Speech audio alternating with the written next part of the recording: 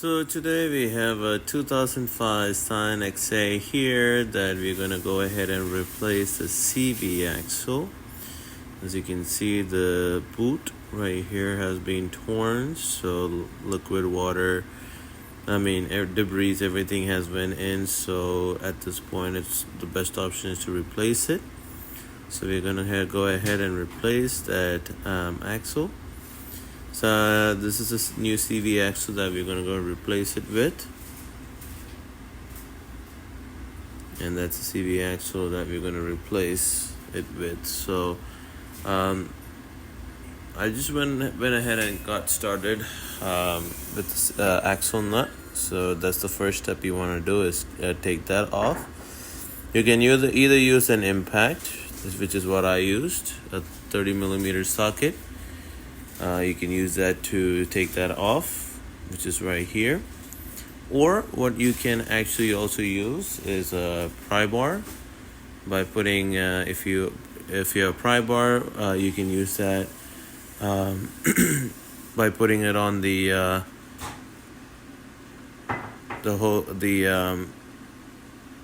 wheel studs right there, and you can also use like a breaker bar to take that off. So I just went ahead and took that off. The second thing, you do want to have some slack on your brake lines, your ABS wire and your brake lines. So this is the nut that you do want to go ahead and take out. So I do want to take out this nut right here. So this is basically a 14mm socket that I used to take that nut off. So you can basically use that type of impact or wrench to take that off. Second thing you do want to take off to create more slack is the ABS wire. It's basically attached to this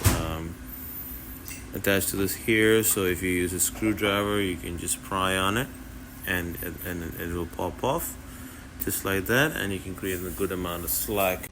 Next step is going to be that we got to go ahead and do is we got to take this piston, this brake assembly right here, out from this rotor, because we will have to pry on this in order to take this axle off. So we have to take this off. So if you have like a bungee cord or something, you can tie that up onto your the springs right here. You can just hook it up onto that and you just place it up like that. And once we take this piece off, we want to go ahead and get into these two nuts right here. So in order to pry this back so we can take this axle off. So see if you can see this axle, see how it just very smoothly coming out. So that's basically what you want. You do not want the axle to be tight there. So if you have like a punch, you just basically hammer onto it in order for it to be loose. So in my case, I already have this loose, and I was taking the nut off, it just came right out, or it just got loose pretty much. So that's pretty much the setup. So I'm going to go ahead and get started on getting this off, and then I'll get onto here. Okay, so basically we need to take these bolt off of the piston, or the steering knuckle actually. So you need to take this bolt off, and there's another bolt on the bottom right there. So you take these two off in order to take this steering knuckle off, so that way we can hang it on top of here, so that way we can go ahead and get into taking these two bolts off. So just like that, I went ahead and put the caliper and the knuckle, everything together on the bungee cord. I didn't have a bungee cord, I had zip tie. This definitely works out too for temporary, so you can definitely use that just to hang it on like that. Just make sure your brake lines are good and not kinking or doing anything strange. You do want to go ahead and take a look at that, just make sure everything is good and free and not kinking or anything. Alright guys, here's the next step. So I went ahead and took the two bolts off of here, and then two nuts that was sitting right here on the right, and the two bolts, And once I took that off, this piece right here, just you can just pry on it, kind of have it on there. I kind of did the work already because my brother is not cooperating, so I kind of have to move a little bit faster. So took it out. So just pry on this like this, and once this part is, like I did mention, if it's loose, this thing will just come right out. So in this case it came right out, and I just pried on it. Just pry it with your left hand, pry it back, and then kind of fish this part right here out. And once that out, the axle is completely out, as you can see. Now I just need to go underneath there, and I will show you the next step in order to take the axle completely out. Okay, now just also when you take the axle out, just always keep a container underneath the axle area right there. I don't know if you can show you this right there. So that's where we gotta go ahead and take that out. So just make sure when we're taking it out that we have some type of pan or something to catch some of the liquid out. So we're gonna have some liquid out, so make sure you just once we take that CV axle out, that there's something to catch on, so that way we don't have to worry about drips on the driveway. So here we go. So we're gonna go ahead and start on that process. I will show you once I get underneath the car. Alright guys, so now we have got the axle out. So you can see right here, axle is finally out. So guys, if you're doing this, do not make the mistake. Please put a pan underneath like this. See the mess I made.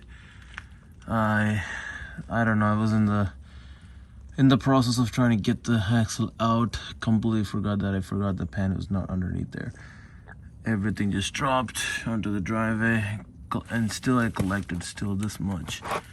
So as you can see, please put a pan underneath. It does drip a lot of oil once you take that axle off.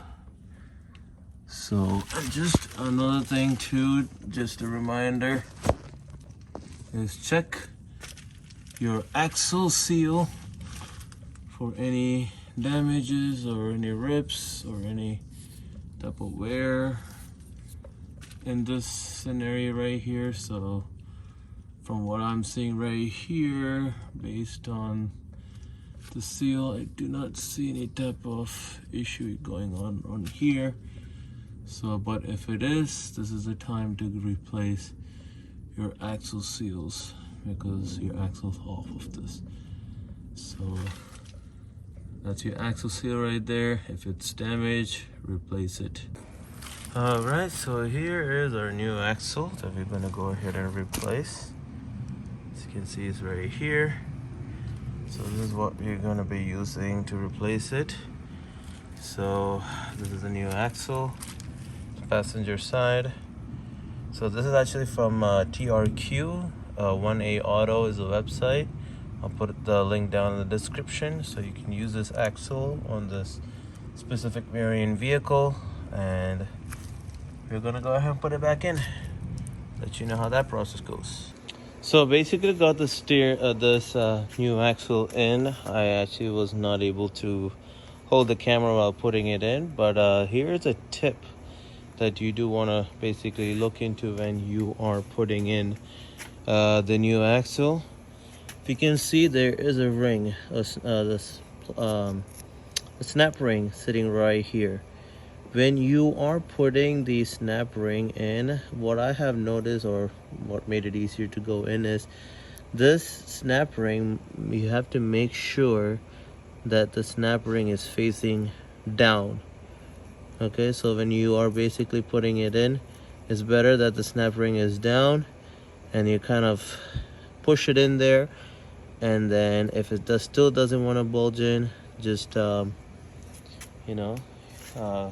it in, and it will slide right in, and then it locks into place. So that's pretty much what I ended up doing to get it in. Unfortunately, I was not able to show it, but I needed two of my hands in order to get it in.